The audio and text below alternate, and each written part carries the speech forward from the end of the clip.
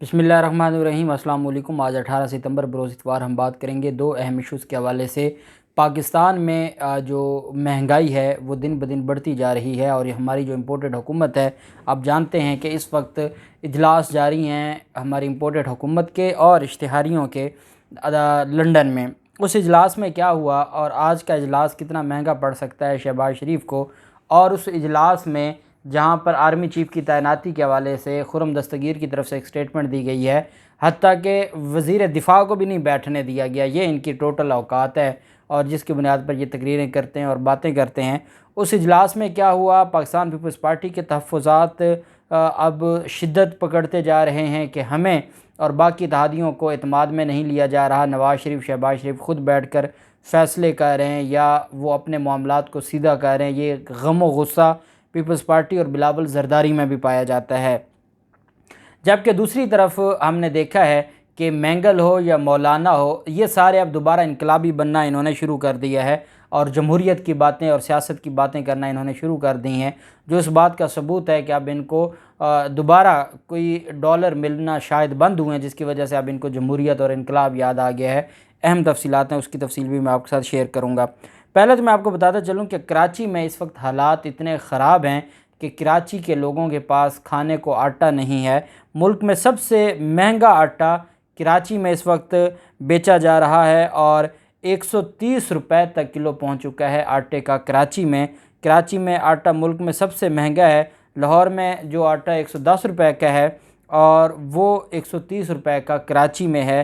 क्वेटा में आटे की कीमत 120 रुपए है। लेकिन हमारे मुल्क में जो इसी तरह जो बाकी चीज़ें हैं, प्याज है, टमाटर है, उसकी जो कीमतें हैं वो इस हद तक बढ़ गई हैं कि कोई गरीब अब प्याज या टमाटर तक भी नहीं ले सकता। हमारे मुल्क में जो महंगाई है पिछले 4-5 माह में 50% तक बढ़ चुकी है और हमारे हुक्मरान जो पिछले एक हफ़्ते से बैरून मुल्क दौरों पर हैं और एक दिन में पाकिस्तान को करोड़ों रुपए का नुकसान हो रहा है। और आज भी आपने देखा होगा कि हुसैन नवाज़ के दफ्तर के बाहर गाड़ियां खड़ी थी, मैकडॉनल्ड से खाने आ रहे थे जो शहबाज शरीफ और नवाज़ शरीफ के लिए, और वो भी आपके और मेरे पैसों से थे।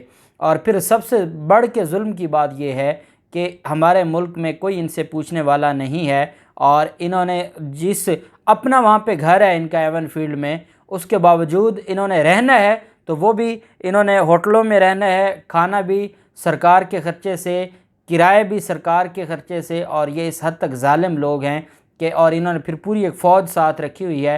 बिलावल ज़रदारी ने तमाम पीपल्स पार्टी की क़यादत को अपने साथ रखा हुआ है, वो उनको वैसे राज़ी कर रहे हैं। और शहबाज शरीफ ने अपने साथ जो नून लीग की क़यादत है उनको रखा हुआ है और इमरान खान यहाँ पर बैठकर टेलीथोन करके सैलाब ज़दगान के लिए पैसे इकट्ठे कर रहा है। 10 अरब रुपए वो पहले इकट्ठे कर चुका है, मज़ीद आज इकट्ठे कर रहा है। और जो अपने आप को मुल्क का खैर ख़ाह समझते हैं, जिनको कौम समझती है कि वो इम्पोर्टेड हैं, लेकिन एक तबका हमें ये ज़बरदस्ती ये बताना चाह रहा था कि इनके आने से डॉलर सस्ता हो गया, इनके आने से जो मईशत बेहतर होने लग गई, जो ज़बरदस्ती हमें ये बताना चाह रहे थे कि ये बेहतर लोग हैं, वो भी खामोश हैं, ना वो कुछ क्या कह रहे हैं और ये मुल्क को लूट कर खा गए हैं। कराची के लोगों के ये हालात हैं और फिर पूरे पाकिस्तान में। और अभी तो गंदम का भी आप जानते हैं कि अभी तो गंदम काश्त ही नहीं हुई, अभी तो 7 माह रहते हैं, 6-7 माह गंदम का सीज़न आने में। और अभी से अगर इतना महंगा आटा हो गया है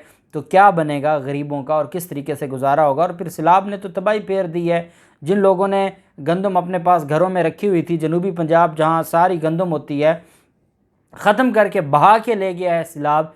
तो ये सारी चीज़ें कैसी पूरी होंगी, इस इम्पोर्टेड हुकूमत के बस में कुछ नहीं है और ये आवाम को लूटना ही जानते हैं। दूसरी तरफ जो MQM की तरफ से, मुत्तहिदा कौमी मूवमेंट की तरफ से जो मामलात हैं वो अब इनके हाथ से निकलते जा रहे हैं। और आपको पता होगा कि इनके जो मुख्तलिफ सिंध हुकूमत का एक ऐलान किया गया था कि MQM जो सिंध में MQM का अजीज़ाबाद मरकज़ है उसको मिसमार करने की तैयारी सिंध हुकूमत कर चुकी है। और ये 90 के करीब मुत्तहिदा कौमी मूवमेंट पाकिस्तान के हेड क्वार्टर 90 के करीब सील किए गए खुर्शीद मेमोरियल कम्प्लेक्स को इस बुनियाद पर गिराने के लिए तैयार हैं कि ये मुबैना तौर पर एक रिफाही प्लाट पर बनाया गया था। पाकिस्तान मुस्लिम लीग नून हुकूमत की इत्तेहादी MQM का आर्जी हेड क्वार्टर इस वक्त भादराबाद में एक कसीरुल मंजरा इमारत में वाक़ है। पार्टी मौजूदा और साबिक हुकूमतों के साथ साथ कुछ हलकों से अपने सील शुदा दफातर को वापस करने और उसे अपने मामूल की सियासी सरगर्मियों के लिए जारी रखने के लिए मुतालबा करती आई है। लेकिन सेंट्रल डिप्टी कमिश्नर ताहा सलीम, जो डिस्ट्रिक्ट म्यूनसिपल कॉरपोरेशन सेंट्रल के एडमिनिस्ट्रेटर भी हैं, की हदायत पर एडिशनल डीसी की जानिब से कराची डेवलपमेंट अथॉरिटी को 16 सितंबर को एक ख़त में सुप्रीम कोर्ट के अहकामात की रोशनी में पार्क्स और रिफाई प्लाटों की बहाली का कहा गया था। और उसमें ये जो खुर्शीद मेमोरियल है, जिस पर ये फेडरल बी एरिया ब्लॉक, यहाँ पर अजीज़ाबाद में ये खुर्शीद मेमोरियल कम्प्लेक्स बनाया गया था गैर कानूनी तरीके से। अब उसको गिराने के हवाले से जो अहकामात हैं वो जारी हो चुके हैं, और जिसकी वजह से एमक्यूएम को बहुत ज़्यादा ख़दशात का इजहार है। अब एमक्यूएम को चूँकि अपने मफादात हैं और एमक्यूएम को अपने मफादात मिल नहीं रहे, एमक्यूएम की औकात ये है कि एक एडमिनिस्ट्रेटर नहीं ये तब्दील करवा सके। पहले दिन से ये मुर्तज़ा वहाब के ख़िलाफ़ बातें करते थे, उसको नहीं तब्दील करवा सके। उसकी वजह यह है कि आसिफ जरदारी इनको नकद इनके मुंह में पैसे मार देता है और कहता है कि फरमाइश नहीं करनी, ये नहीं कहना कि एडमिनिस्ट्रेटर हमारा लगा दो और हमारा वज़ीर लगा दो और हमें ये वजारतें दे दो, ये नहीं चलेगा।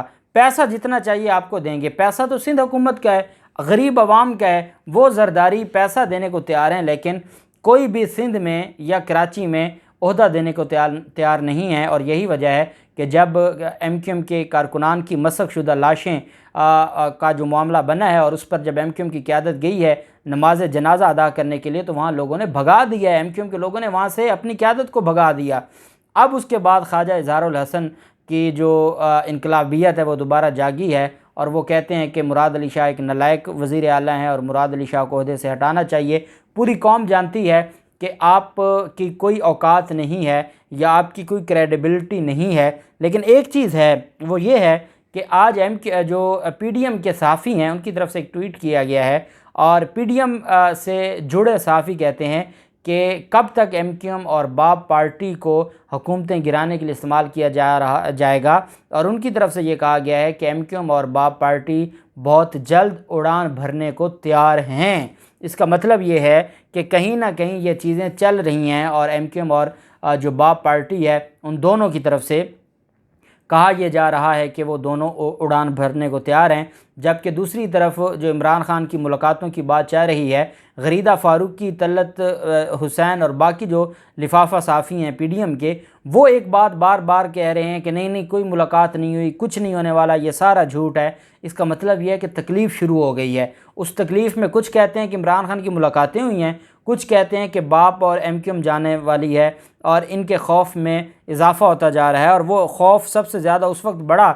जब आज फजलुर रहमान एक प्रेस कॉन्फ्रेंस कर रहे थे और उनका चेहरा खौफ का मारा हुआ, डरा हुआ, और वो कहता है जी कि इमरान खान एक फ़ितना है और उस फितने को हम वापस नहीं लाने देंगे। उसके चेहरे से ही लग रहा था कि वो इतना खौफ में मुब्तला है कि उसका चेहरा उस वक्त देखने के काबिल नहीं था। वैसे भी नहीं है कि वो कोई ये कहे कि वो इतना खौफज़दा और डरा हुआ था इमरान खान से। और साथ उनको इनकलाब याद आया है और कहते हैं कि सियासतदानों की मफाद परस्ती ने जमहूरियत को कमज़ोर किया है, हमें जमहूरियत को बचाना होगा, हमें ये मानना होगा कि हमने अपने अपने मफादात की खातिर जमहूरियत को कमज़ोर किया। जमहूरियत, एक जमहूरी हुकूमत अपना काम कर रही थी, आपने गैर मुल्की साजिश का हिस्सा बन के उस हुकूमत को गिराया।